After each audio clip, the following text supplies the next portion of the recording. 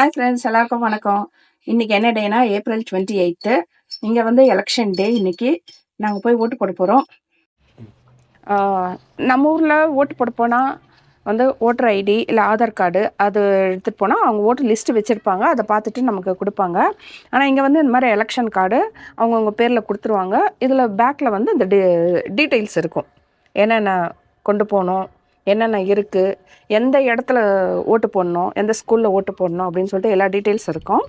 அதே போல் நான் இப்போ அங்கே போயிட்டு உங்களுக்கு எவ்வளோ ஜனம் இருக்குதுன்னு தெரியல, போனால் தான் தெரியும். போயிட்டு நான் காமிக்கிறேன். நான் வேறு வேலைக்கு போயிட்டு இப்போ தான் வந்தேன்.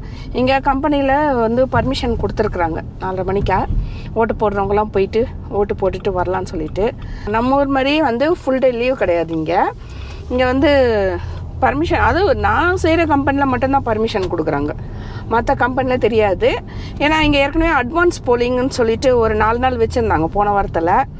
அதில் போய் கொஞ்சம் பேர் போட்டுடுறாங்க, பாதி பேர். இந்த ஸ்கூல் தாங்க நாங்கள் ஓட்டு போட வந்திருக்கிறோம். இதுதான் பாருங்கள், கொஞ்சம் பேர், நிறைய பேர் இப்போ தான் வராங்க. ஏன்னா சில பேர் வேலையை முடிச்சுட்டு வருவாங்க. அதனால் நான் உள்ளே போயிட்டு எப்படிக்கும் பார்த்துட்டு அப்புறமா நான் வெளியே வந்து சொல்கிறேன் உங்களுக்கு.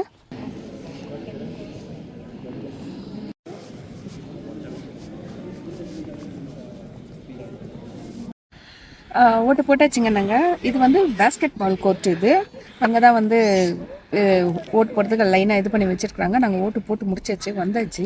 அவ்வளோதான், ஓட்டு போட்டு முடிச்சாச்சு. நம்ம இப்போ வீட்டுக்கு போகலாம். நான் வீட்டுக்கு போயிட்டு கொஞ்சம் வந்து டீட்டெயிலாக பேசுவேன். ஏன்னா இங்கே வந்து டீட்டெயிலாக பேச முடியாது. என்னுடைய எக்ஸ்பீரியன்ஸ் எப்படி என்னதுன்ட்டு, இங்கே இருக்கிற எலெக்ஷன் பற்றி எப்படின்ட்டு நான் வீட்டுக்கு வந்து சொல்கிறேன். இப்போ நாங்கள் ஓட்டு போட்டுட்டு வீட்டுக்கு வந்தாச்சுங்க. இப்போ இங்கே இருக்கிற அந்த பிஎம் வந்து அவங்க என்ன கேட்டிருக்காங்கன்னா, எப்பவுமே அக்டோபரில் தான் வரும். அது வந்து இப்போ ஏப்ரலில் தேர்தல் வைக்க சொல்லி அவர் கேட்டிருந்தார், பிரதமர், இப்போ இருந்த பிரதமர். ஆனால் வந்து அது வந்து கவர்னர் தான் வந்து கன்சிடர் பண்ணி வைக்கலாமா வேண்டாமா அப்படின்னு சொல்லிட்டு முடிவு எடுக்கணும். ஆனால் வந்து இப்போ கவர்னர் வந்து ஓகே இப்போ வைக்கலாம் அப்படின்னு சொல்லிட்டு முடிவு எடுத்துட்டு இந்த டேட்டை அறிவிச்சிருந்தார், ஏப்ரல் 28 எலெக்ஷனு அப்படின்னு சொல்லிட்டு. அதனால் இன்றைக்கி நாங்கள் போயிட்டு ஓட்டு போட்டுட்டு வந்தோம். இப்போ வந்து ஆட்சியில் இருக்கிறது வந்து லிபரல் பார்ட்டி. அதுதான் வந்து 10 இயர்ஸாக இருந்திருக்குது. நான் 10 இயர்ஸாக. ஆனால் வந்து அந்தளவுக்கு வந்து எதுவுமே சரியில்லை. ஒரு பொருளாதாரம், ஒரு வேலைவாய்ப்பு, அந்த மாதிரி நிறைய வந்து டேக்ஸஸ்ஸு, இதெல்லாம் வந்து நிறைய ரொம்ப மக்களுக்கு பிடிக்காமல் இருந்தது.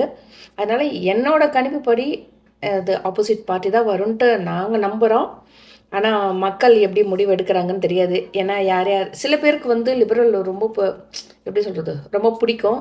சில பேருக்கு வந்து இப்போ ரொம்ப ஜனங்க வந்து நிறைய இந்த 10 வருஷத்தில் வேலை இல்லை, வேலையை இழந்துட்டாங்க, சுச்சுவேஷன் சரியில்லை, வீடு வந்து ரேட்டெல்லாம் ரொம்ப ஏறி போச்சு, டேக்ஸஸ்ஸு ரொம்ப அதிகமாக ஆயிடுச்சு. நான் வந்த புதுசில் கூட கொஞ்சம் கம்மியாக தான் இருந்தது.